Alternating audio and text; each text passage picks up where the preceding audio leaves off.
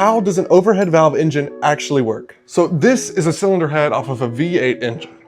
Okay, so this is going to be our V8 engine block. So on our block, we have two cylinder heads. Cylinder head there, and a cylinder head there. So in the center, right here, we have our crankshaft. We have our connecting rods that come off of the crankshaft into our pistons.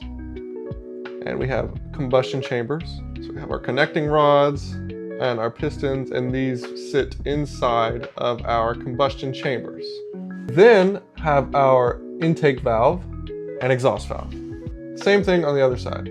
So the reason it's called an overhead valve engine is because the valves sit above where the camshaft sits. So the camshaft will be right about here. The way that it differs from a single overhead cam or a dual overhead cam, the cam will actually push up these things called lifters.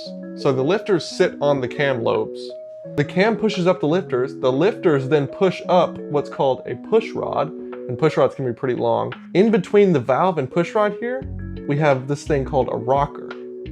It kind of goes across like this, and then on the end here, this is where the rocker actually rocks back and forth on this point here, this center point, and will go up and down, which will actually open and close these valves. The cam pushes the lifter pushes the push rod pushes the rocker, which rocks upon this point, which then pushes down and then releases back up the valve. And the reason that these valves actually push themselves back up is there's these things in here called valve springs. So these springs sit here, and as they're pushed down, they're compressed. So then once the rocker moves off, the spring pushes the valve back up.